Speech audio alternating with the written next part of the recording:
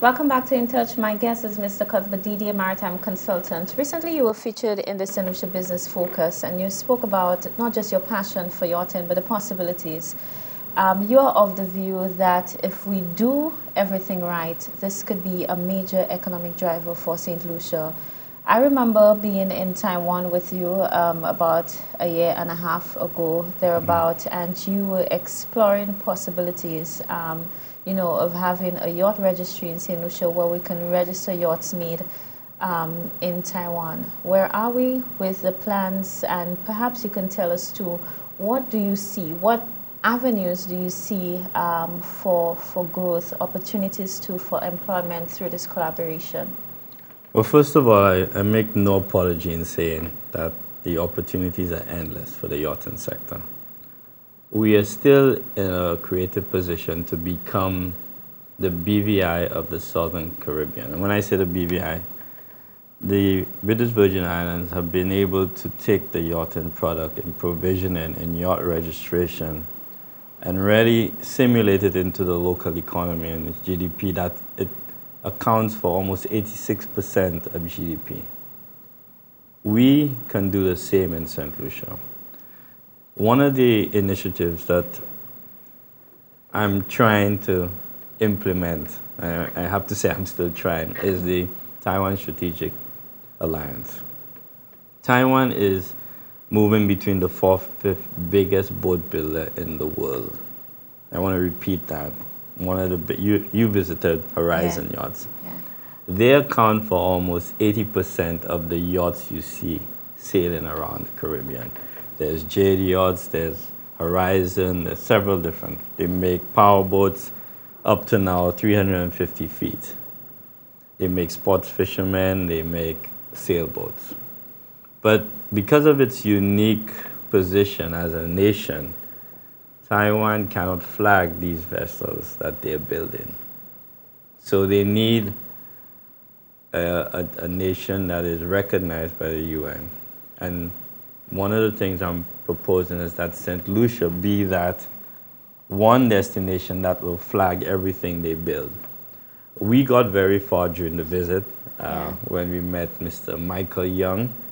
I was most impressed because his presentation, if you remember, mirrored everything I was about to suggest. So they had done their research. And, 1 week after returning, we got to the ministry a request to register a vessel belonging to an international actor of Asian descent. And it's sad that after a year and plus that we have not been able to do that. What is the holdup? Well, we're waiting for the yacht registration, the ship registry to be rolled out in St. Lucia. There a lot of work has been done, I have to say, at St. Lucia NC Port Authority and the Ministry of Infrastructure under the guidance of Philip J. Pierre. And I have to compliment the Minister of Finance, the Prime Minister. After this, every time I open my mouth. Presently, it's sitting at the AG's office. I know all the draft, the legislative requirements have been rolled out, and that good office has to do the final part.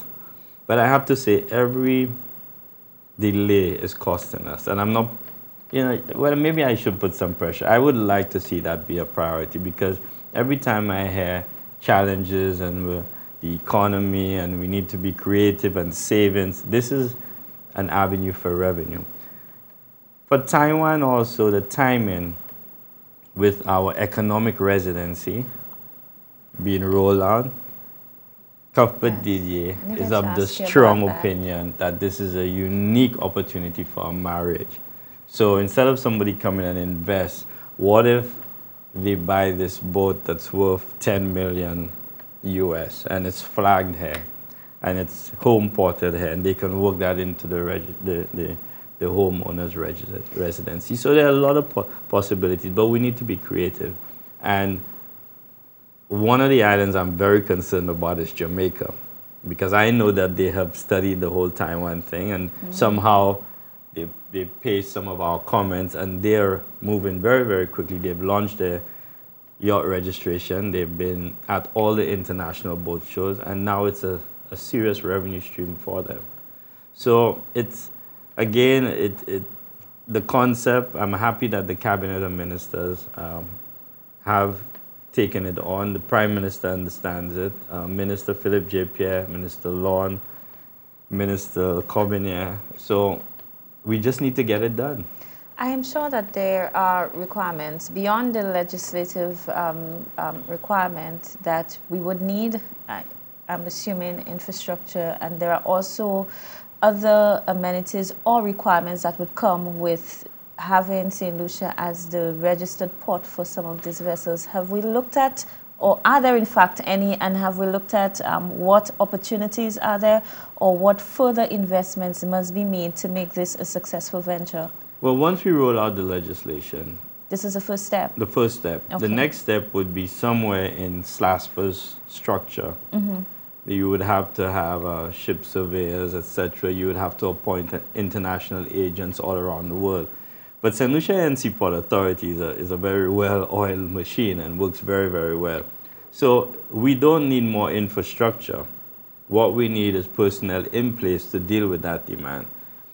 I would like to see further one day that strip at the end of the coal port, where we now store sand, etc., that can actually be a Taiwan boat building training area. It's right off the sea. It's off the harbor. And we could do it. We're not dreaming. The boats are in the region. We have relations with Taiwan.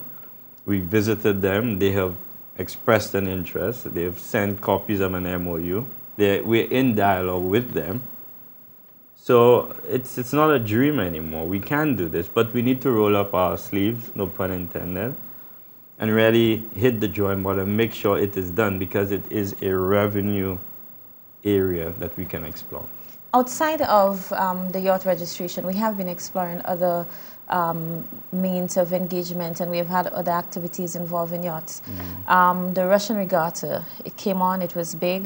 Many promises were made thereafter. We saw it as a gateway in terms of investment from Russia. Can you give us an idea as to how it went? What was the impact, and has there been any follow-up out of this activity? Well, I'll take the second question first. There's been tremendous follow-up to the extent that I've been invited to Russia this year. I'm just going through the process, getting the visa. We did have a small version of the Russian regatta this year. One of the challenges we have with hosting the next Russian regatta is we need to have the boats available in St. Lucia that clientele wants to use. Now, we do still have a database of all these persons who were here, all worth over millions of US.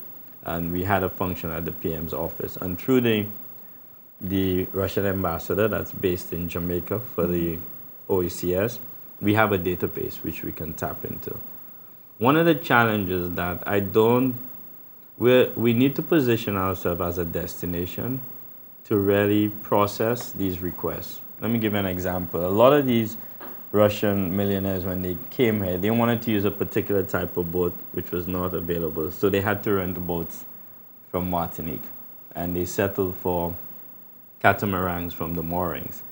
We are now engaging a boat builder in Holland called G-Force Yachts, so that he can roll out at least 20 of these boats that can be based there, so that the event can not be once a year, but almost monthly.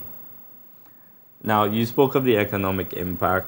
Because most of the provision and the boats were sourced in Martinique, a lot of the spending that was done by these persons were items duty-free Caribbean, etc. So we don't have any data as to the economic impact. But without a doubt, I can tell you categorically that there are several persons. I know one person in particular that's going through the process to purchase some land in the north of the island to build 2 homes, etc. Mm-hmm. So there is interest. We've percolated the interest, but we need to now reposition so that this is not an annual event, but rather put systems in place that they come on a monthly basis. which leads Is in. it practical that they come Yeah, on a monthly definitely. basis? They can fly. They fly. They're not sailing all the way from Russia. Well, yeah. They're going to fly down in their jets, and a lot of them actually been coming. They stay at Jade Mountain, they stay at Cap Mesa, etc. But St. Lucia needs to reposition itself as a sailing destination. Too long, the Ark has identified us as a yachting product. We now need to have these fast boats that are hip and sexy, and that these rich people want to come down and sail, whether it's 2 weeks, whether it's a week, because once they get familiar with the island, then they'll want a condo, then they'll invite their friend, and then you'll have a bigger economic impact. Our competition is not necessarily St. Bart's, but we have the allure of being truly Caribbean. We're friendly, we have beautiful beaches, we have all the ingredients for tourism, and we need to use this with the addition of super slick, sexy, nice boats that people want to race in, not sail, but to race from Cap Estate to Vieux-Fort, have a barbecue, do things that are truly Caribbean and be very creative about it. And you're saying that there is a market for that because they continue to demand? Definitely. The only thing we need to do is to get these boats. And as I speak, I don't want to mention names, but there are at least 5 corporate companies that are negotiating to buy these boats. And the idea is if we can have 20 or 26 of them stationed on the island. But whose responsibility would it be to maintain these boats and to ensure? But that would be immersed in the private sector. Government is not involved in that. So, for example, if we can roll out 20 of these boats, then they stay at a marina, they hire captains, they service the boats, and when these clients come, they use them. That's the basic business concept. So, again, it doesn't take a lot of... It's government creating the enabling environment, and we've done that. Eugene Clipper, he's been in touch with me. Every month he sends an email. I have arranged for the boat builder to meet with them in Russia. The meeting went excellent. So the environment is there. What we now need is to make sure the investment is made, but it has to come out of St. Lucia. Understood. We'll be right back after the commercial break. You can begin to send in your messages. The WhatsApp number is 7204992. intouch@gmail.com. You can send your messages and we will read them. We'll also be preparing to take your calls in just a minute. Stay in touch. We'll be right back.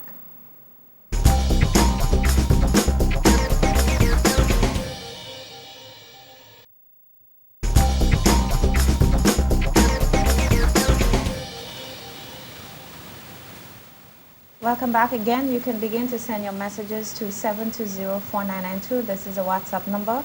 I'll be reading some of your comments, and later on in the program, of course, we'll be taking your calls. Mr. Didier, you've been involved in quite a few, and I know it is not just local, but regionally as well, studies of the sector, possibilities, what can work, what cannot work. I know very recently you were working with a team from Vieux-Fort South. For years now, perhaps even before I was born, there was talk of the construction of a marina in Vieux-Fort. You have been very active and very involved of late. What do you see? Is it a possibility, our plans to grant, or is this a dream that is still alive? It is a natural evolution. Vieux-Fort needs a marina, a full-service marina. As to whether it should be 300 or 400 slips, that's an argument we can have. I, for one, personally would recommend that it be an in-transit marina that can host at least 100 vessels. Because Vieux-Fort is line of sight to St. Vincent, and the biggest which is the Grenadine. So it's a natural line of sight, and with this new airport that's about to be completed, the demand is there. But Vieux-Fort already sees some of the biggest mega yachts. The people disembark, and what do? They take the chopper to come into Castries. So Vieux-Fort needs a marina to service the southern end. Okay? The location, there are two very, very good locations. The Will Rock site is one of them, what I call the El Pirata site, where El Pirata used to be. And it will happen. It will happen. What we need to do is we need to somehow lure the right investor. The North had Archmarez, Marigot had the Verities, and and I am convinced it will be a Russian. It will be a Russian. And that's why, again, the Russian market is so important because of their interest in sailing, how they enjoy the island. And this, the southern end of the island has some unique features. Freeport is flat, it's turnkey. That site is easy to build. The boats can be rafted stone too, so it's not a pipe dream.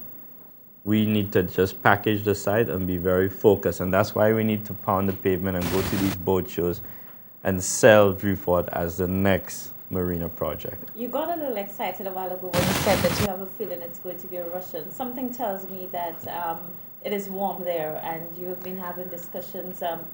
Or are you just saying based on, interaction, based on what you are seeing, that it is almost natural that they are the ones who would be interested in such a project at this time? I have purposely been feeding it up the food chain, and I have focused on the Russian market. Don't forget, when I sold Rodney Bay Marina, we weren't all over the world when the Merez family owned Rodney Bay. It was very focused, and we pitched it to the Sultan of Dubai and Andrew Farkas. I'm engaged in the same strategy, and I'm convinced that very soon somebody will take the bait. It may not be grand to 300-400 slips, but the first step is to get somebody interested in the site, and that person must have a love for sailing. And in our yachting product, one of the things I've been trying to do is to convert visiting yachtsmen and women to investors. It's something that we seem to ignore. The same way we convert cruise ship passengers to stay over, we need to attract the yachtsmen and women that have money and want to invest because they have money. But how responsive have they been over the years, and what impact do you believe the Citizenship by Investment initiative will have on these types of investments? A year and a half ago, I had a friend from China visit me, Pan. He met with Avon Lewis, he met with Costello Michel and Calix George Jr., Curly. And he already had close to about 100 clients who were interested in becoming citizens and paying net worth of over 20 million US dollars, okay? They're out there. And I suspect once St. Lucia rolls out this economic investment by citizenship program, I don't know enough of the details, but I know from what I saw your show with Mr. Ambassador Hiller, I was very impressed. Although I thought that he did not address my suggestion long enough, which was the same yacht registration. Okay. I think once we do it and we do it properly, we're going to tap into some markets, and it's going to further tickle the interest of persons who are already interested. So it's a two-pronged approach, and it will work. A lot of people have shown their interest, but don't forget, money out there is not as free as it used to be. People are openly cautious, and investors want more bang for their money. It will make a huge difference when the Prime Minister and Minister of Finance goes to Monaco and pitches this and begins to contact agents all around the world. And St. Lucia has a very good reputation still. Once we begin to do that, the momentum will be even greater. And some of the sources that I'm engaged in, one of them will take the ball. Someone just said to me that because of my bias, I referred to Vieux-Fort but never made any mention of Soufrière. And for some time now, they have been speaking about the development of Port Soufrière and having a marina in Soufrière because it's the center of tourism activity in St. Lucia. So I'd like to get your comments. Well, the person might be disappointed in what I'm about to say. I don't think Soufrière should ever have a full-service marina. But I think, I know the town, the waterfront town of Soufrière should become a stern-to marina using the bulkhead. So if you think of that entire wall that runs from Hummingbird to Barron's Drive, that you create a marina facility that becomes stern-to. I am not advocating a marina with slips, with floating slips and piling anywhere in Soufrière. I'm of the firm position that you use the wall, in the town, so that the boats can basically reverse, secure the area, and give them water and electricity. that can be a full-service marina, and I'm suggesting it only be for mega yachts. Because Soufrière can be our Monaco in St. Lucia. But there are a couple of things we need to do right. The events that happen in Barons Drive needs cleaning up. The town of Soufrière needs to be cleaned up.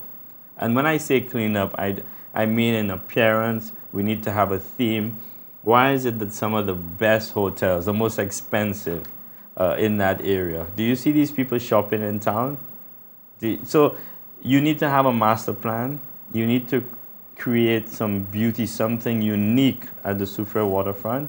You can't have all these docks, etc. It needs to have a concept. And once we do it and do it right, people will come and it will transform that town. I can tell you will be in trouble with some of the Soufrière people, and so I look forward Well, to that's just the humbly messages my already. opinion. It's just what I said at the beginning of the program. Let's see if we can get to some of the comments that I'm getting so far. And I must remember to touch on an issue with you related to Mercury Beach. And so I'm just putting a notice just in case I forget. This message says, "Good evening, JD and Cuthbert. The incident in Vieux-Fort was really an unfortunate one, and I imagine that in one way or another, we all are to be blamed. I don't know whether you are aware of it, but we have observed that since the incident took place, there has been hardly any sailboat anchored off Vieux-Fort and Ansbesson. We must realize that we really cannot take things for granted as we did in the past. With the advent of social media and TripAdvisor, etc., it only takes a moment for news like this to fly around the world, and I'm sure that's why we don't see boats moored off Vieux-Fort anymore."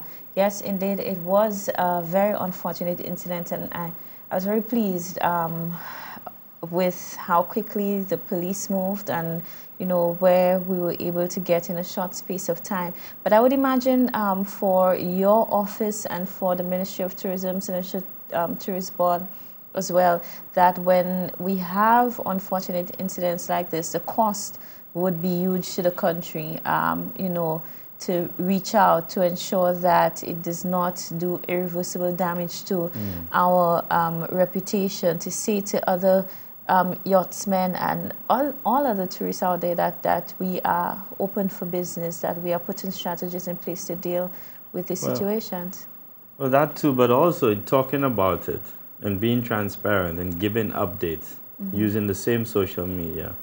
Yachtsmen and women earn our respect. They get to understand that we're putting our best foot forward. And the irony of this, however morbid it may sound, is we have seen gains in yacht arrivals since that event. Yes. But think it could have been far more. Okay. It could have been far greater.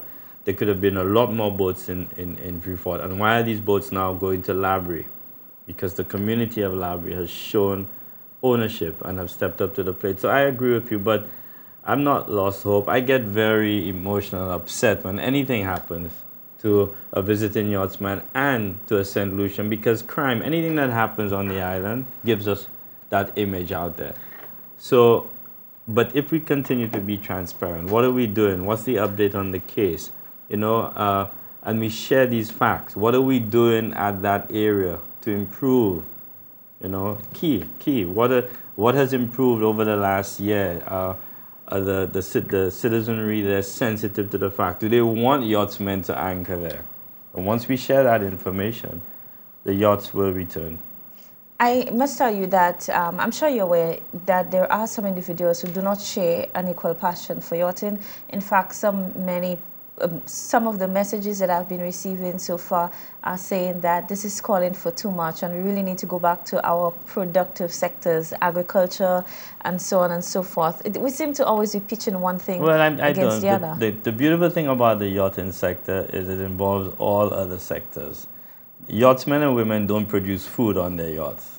So if we have a vibrant agricultural sector, the yachts will buy food. If you have a manufacturing sector and there's a good product, they'll buy it. So we need to stop thinking it's either this or that, but rather we need to have a creative approach and think of a service-oriented economy. I am not pitching that we put all our eggs in the basket of yachting. Oh no, but I'm talking about manufacturing with Taiwan, agriculture, the farmers market, etc. We need to be creative. Indeed. When we come back, we'll be taking your calls and I'll be reading more of your messages. Do stay in touch.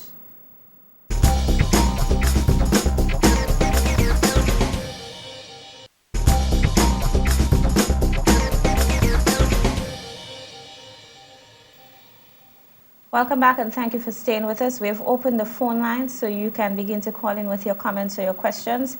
Messages also coming in via WhatsApp, and so I just want to read. I am really hoping that Mr. Didier gets all the support needed, as all he speaks of would be of great benefit to St. Lucia and its people. We are a special island and people. I do agree. Good night. Thank you for joining us. Good evening. Good evening, Julia. Hi, good evening. And good evening to your guest. Good evening. A totally unrelated subject I'm going to ask you. Being involved in the environmental or national trust and what have you, I often see yachts anchor in places where they're not supposed to, especially in some of our reserved areas. And when they're challenged, they normally tell us that the international map is not updated. And we're telling them something that is not really right, because when they look at their maps, they still see the entire coastal St. Lucia area where they can anchor anywhere. Who is responsible for updating our map on the international platform that protects most of our marine reserves? Well, I'll take two of them. One, what you've just said is very, very true. That is an ongoing battle with visiting yachts. However, one of the things that they're using an excuse. Their maps are not updated. Simple. Every year and a half, the maps get updated through Maritime Division. Christopher Alexander has been doing an excellent job. And one of the issues, a lot of the yachtsmen want to encroach in areas like the Supreme Management area, or they come up north and they want to drop anchors close to the beach. They do not respect, the drawbacks. And that's one of the reasons why, like in Rodney Bay, we need to put the demarcation. So to answer the caller, it's done every almost year and a half. I could tell you categorically now that a lot of the GPS systems have been upgraded by the IMRA maps. A lot of these maps are updated, and it's just a cop-out that these yachtsmen are trying to just plead ignorance. 452-7347, you can call in with your questions and your comments. We only highlight the positives of the yacht. What about the negative externalities like environmental degradation? We mentioned the Russians. They are also known for illicit activities and corruption. How do we address these concerns? Well, and someone is asking whether an economic impact assessment has been done. For which one? I suspect we're referring here to... On generally in the yachting sector, contribution to GDP. That was done about 4 weeks ago, but I don't want to steal the thunder of Dr. Len Ishmael and the OECS Secretariat through Dr. Jules. There will be a validation visit very, very soon, and I'm sure that will be rolled out. Going back to illicit activities, anything can happen on a cruise ship, anything can happen on a plane.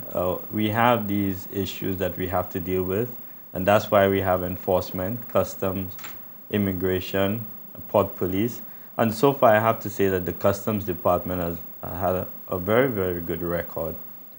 With regard to the Russians, I'm going to ask the person who sent that comment to be very careful with the stereotypes. We think Jamaican, we think of, ganja and mafia, we think Russian, too many of the 80s movies.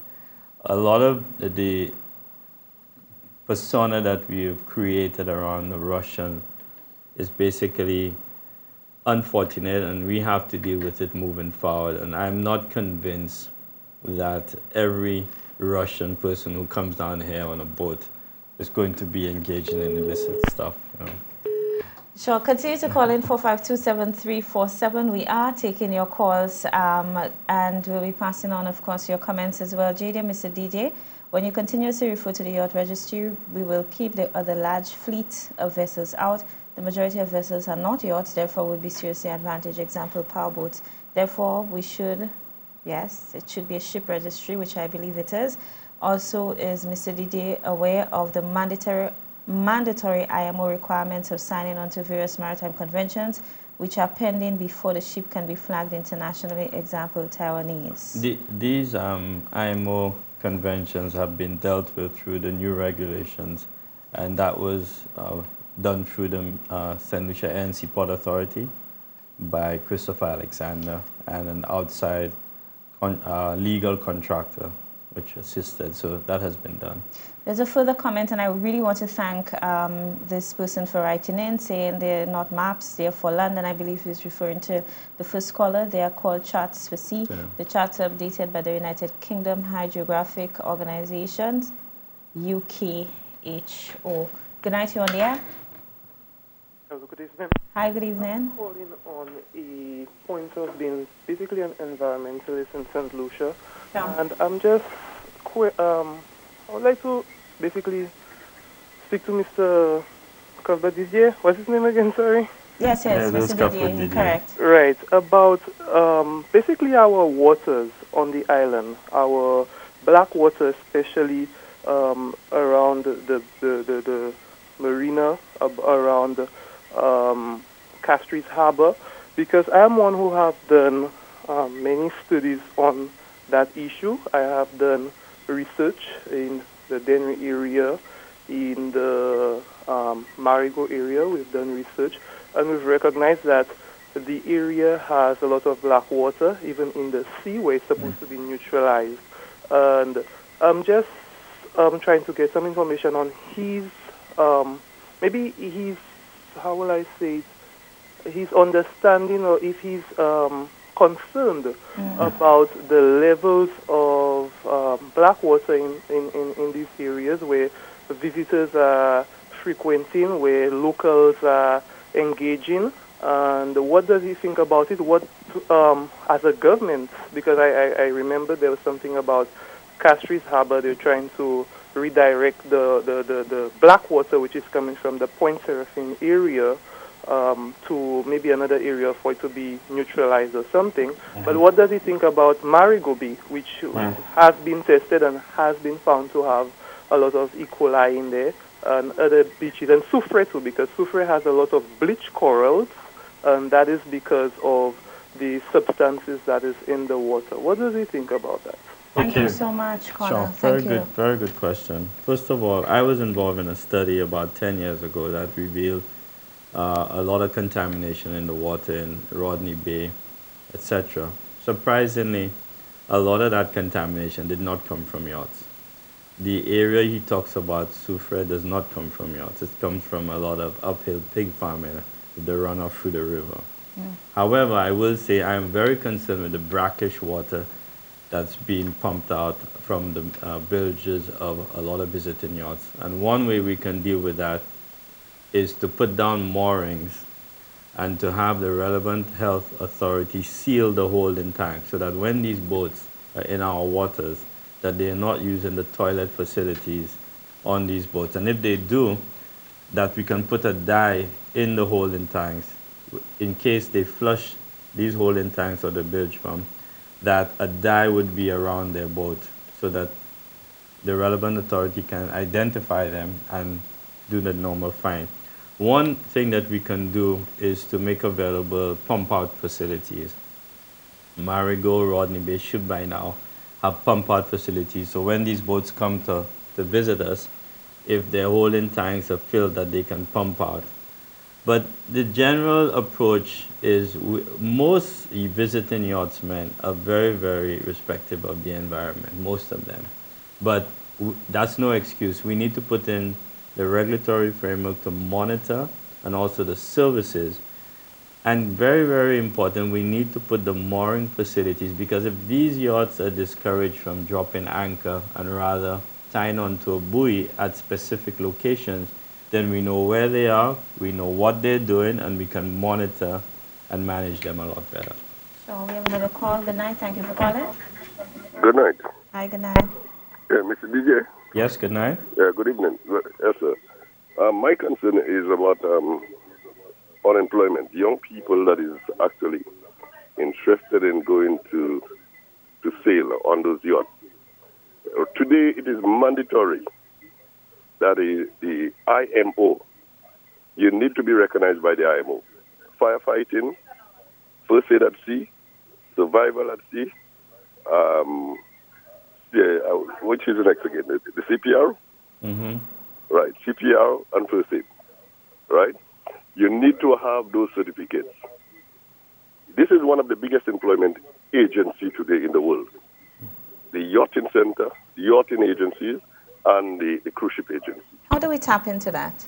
Well, very good point. One of the things that we're working very, very hard with the Sir Arthur Lewis Community College is to get a curriculum simulated from a university in Canada that they can then do certification. But also, I do know that through the Maritime Division of SLASPA for Christopher Alexander, there's a strong push to get certified IMO instructors down here. I know there was some issue with one. I don't want to mention his name and put him on the spot. But you are making a very, very good observation. We need to somehow get a maritime school going here where we can certify these young persons and give them access to that market so that they can at least be certified and start to learn in our water so that they become very, very marketable. So we're on the same page. I fully agree with you. Yeah. Sure. Well, one of the things I find the government is very laissez-faire in that move, because it is actually it's a lot of years, that we have been pleading to the governments of the Caribbean, not only St. Lucia, but to the Caribbean. Well, I do know there's movement afoot through the OECS Secretariat. Sure, but Kola, let me just thank you for your contribution, because we need to close. We need to close the program. But I'll give you an opportunity to respond to him in your closing remarks. Okay, sure. Yeah. You could go ahead. We have just about 1 minute left. I didn't want to come, but through the OECS Secretariat, there is a push to have a maritime school in St. Vincent. All the islands picked a specific topic, and St. Vincent did pick maritime. But there's also a push to simulate that course in the Sir Arthur Lewis curriculum. But he's saying that there are real possibilities. I believe so as well. Oh, definitely, without a doubt. From, captains, first mates, you name it, the whole crew of these boats. Because we talk about yacht registration and home porting. A lot of the crew, if they're qualified, can come from St. Lucia. Indeed. I want to thank you so much for joining us on another interesting program. Time is always against us when we are having a great discussion. The program will be available on YouTube. You can always go there to review. I will be passing on your messages to Mr. Cuthbert Didier. I'm sorry we didn't get to address the environmental issue regarding Mercury Beach. It just means that he'll be back here on In Touch. Thank you so much and good night.